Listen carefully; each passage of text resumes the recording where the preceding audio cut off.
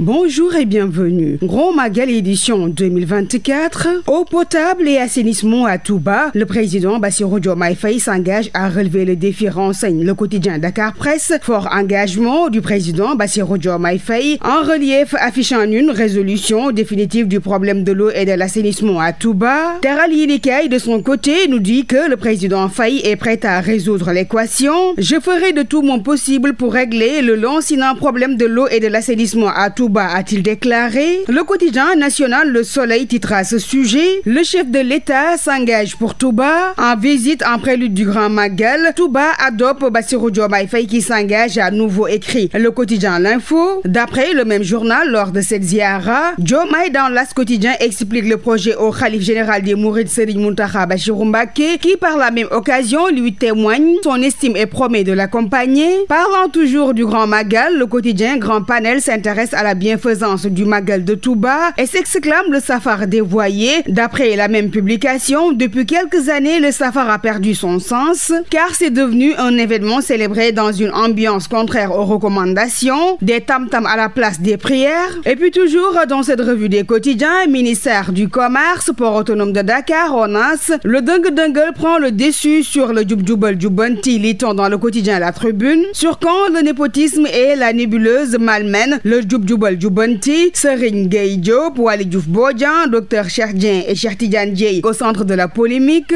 Pétition nationale et la plainte contre le ministre Cheikh Tidiane Dièye. Le procureur sera saisi après le Magal, informe Dakar Times. Relatif toujours à ce sujet, dossier de l'ONAS, cher dans le tunnel, observe le quotidien. Le quotidien, rigoureux, défenseur de la lutte contre la corruption. Le ministre de l'assainissement face à ses principes, passé présent, la leçon de Mamadou Seck, ajoute le même journal.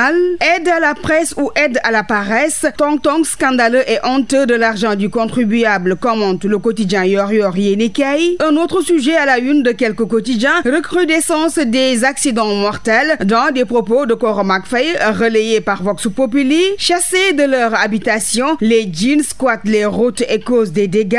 Mais toutefois, il existe des remèdes pour conjurer. De l'autre côté, El Malick Ndiaye, le ministre du Transport, lance un appel solennel à tous les acteurs du transport pour sonner la fin du carnage. Et enfin, nous terminons cette revue des quotidiens. Avertissement aux médias pour continuer d'exercer. Les radios, télé et web TV en sursis, renseigne Révélation et le quotidien Les Échos. D'après ces journaux, la CNRA leur a donné 1 mois pour enregistrer et obtenir une autorisation du ministère. Pendant ce temps, les patrons de presse face à la presse demain pour d'autres plans d'action. C'était tout pour la revue des titres. Merci de l'avoir suivi et très bonne lecture.